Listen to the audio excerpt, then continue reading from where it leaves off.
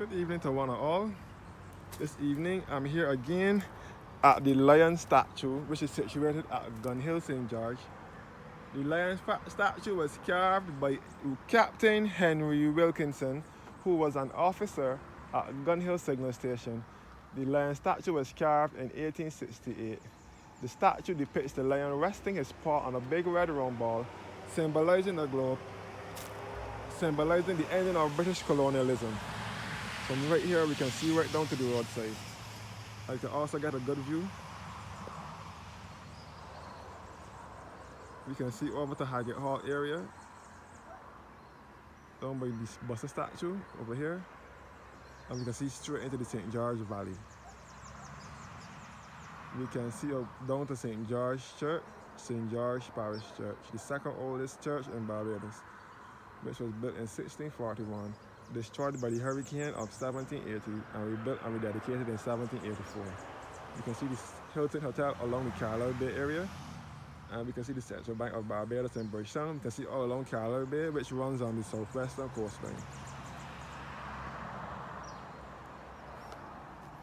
So this lion statue symbolizes Britain, and the ball symbolizes the whole world, which states that Britain wants to rule the whole world, including Africa, Europe, Canada, the Caribbean, and Central America, a part of South America, and even Asia as well.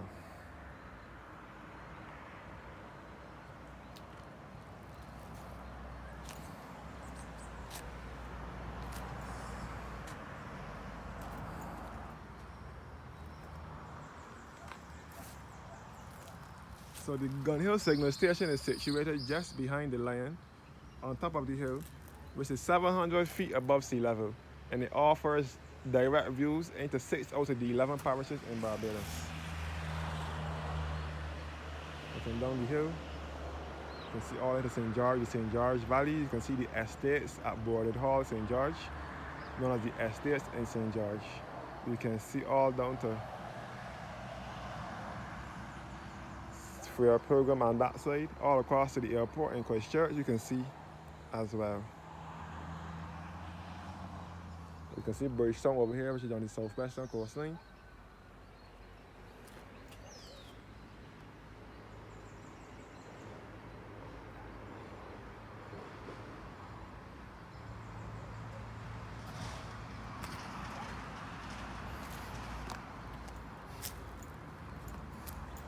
So this is inscripted in Latin over here, and these last names are in English. Again, St. George is my father's birth parish. St. George is the parish in which my father was born and raised. For those of you who don't know who my father is, Satchmore that sings, or that used to sing years ago with the Sand Pebbles group, and he was also a songwriter. He used to write songs for Wendy Allen, Cheryl Hackett, Carolyn Leacock, and many more. But Satchmore is my father, and he is from St. George. This beautiful parish, St. George, my father is from.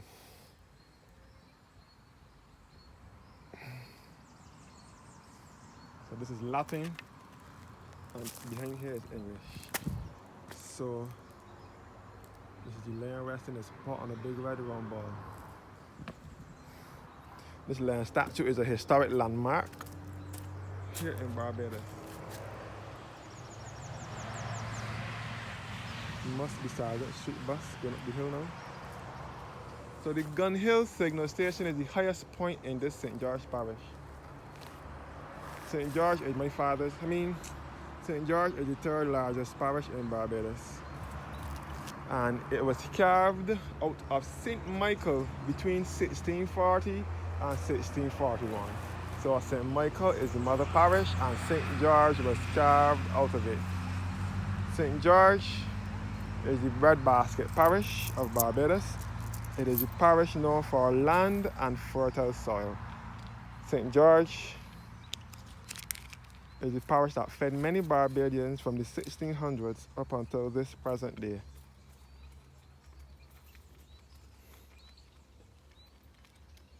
And you can get ground provisions sold at plantations parish-wide here in St. George. can get ground provisions at Buckley Plantation, Buckley, Brighton Plantation, and Sweetville Plantation, and the Valley Plantation. St. George is divided into two constituencies, St. George North and St. George South. Right now we are in the north part of St. George.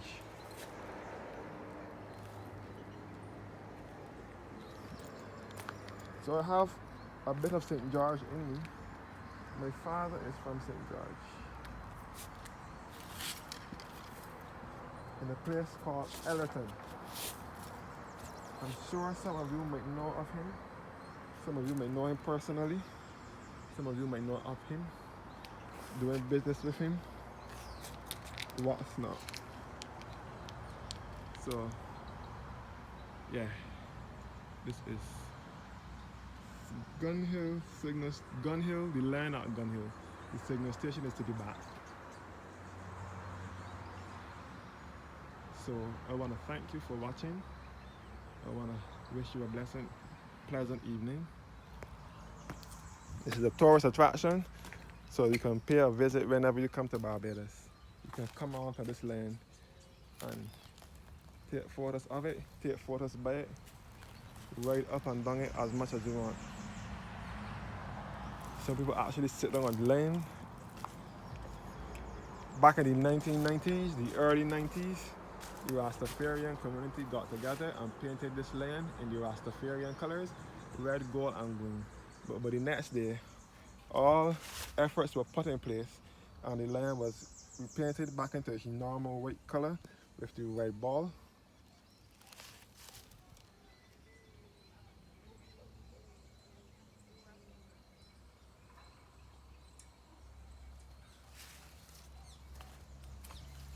So I want to thank you guys for watching now, and do have a blessed and a wonderful good evening.